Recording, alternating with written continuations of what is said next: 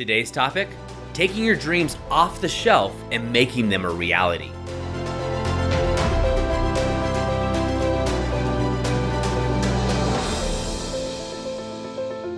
Hi, I'm Doug Holt, with author of Your Own Story, and this is your Daily Growth Hack, where each day we give you a tip, trick, or insight to help you up-level what we call the 5 to Thrive.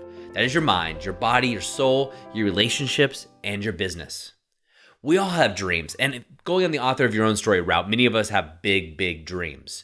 And a lot of times, these dreams have been in the back of our minds for many years. In fact, you may even have a vision board or something else that has your dreams on it.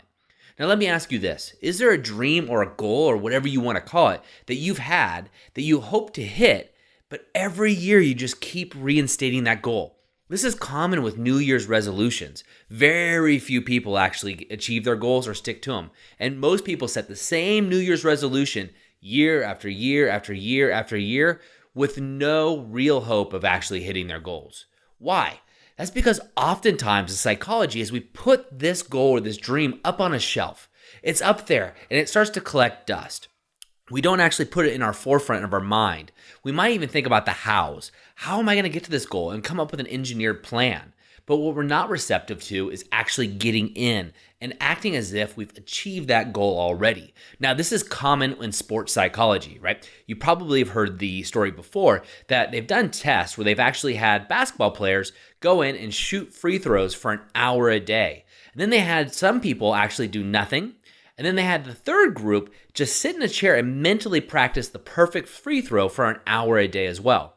Now, the difference between the person who actually thought about doing free throws versus the person actually doing them every day was very, very small. Now, the person who obviously didn't do anything didn't improve at all. In fact, they actually decreased their performance. Whereas the other two actually thinking about the action as if you've done it successfully versus actually practicing it almost had the same effect. So it's a direct correlation there.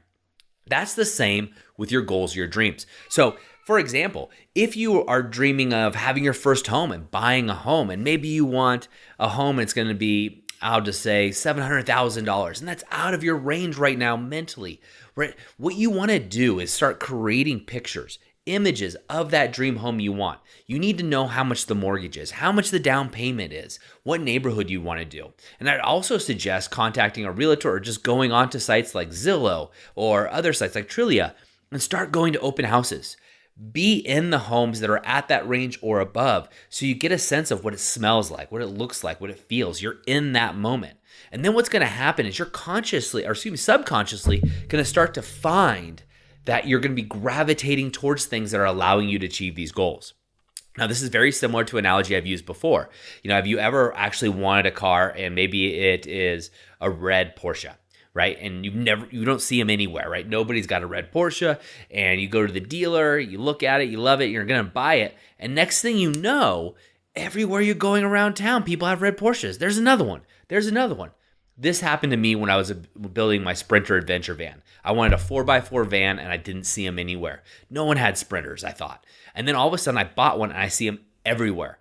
Now, were there always Sprinters there? Absolutely. I just wasn't triggered in my mind to be looking for that goal or looking for a Sprinter van. It's the same thing with the red Porsche or with the house. Now, your goal could be weight loss. Your goal could be in your spirituality. Your goal can be in your business.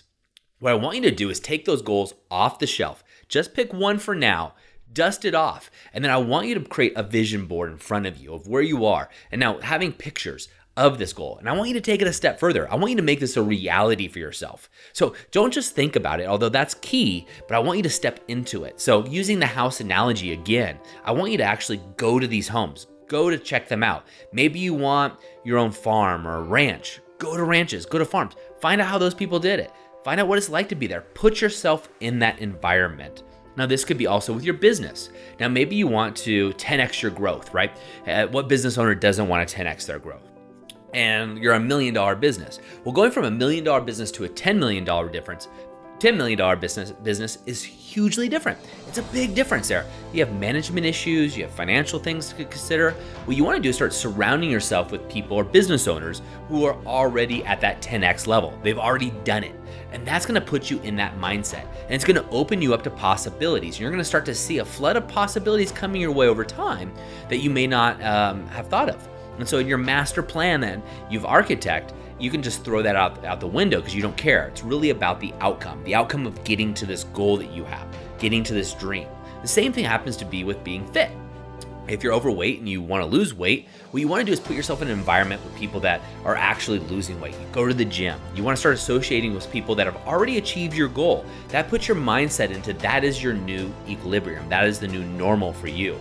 And studies have proven, just with weight loss, that the more you surround yourself with people that are obese, you become obese. And the same happens to do with fitness. So birds of a feather, they flock together, right? So this is what you want to do with all of your goals. Same with relationships. So if you want a healthy marriage or a relationship, surround yourself with other people who have healthy marriages and relationships.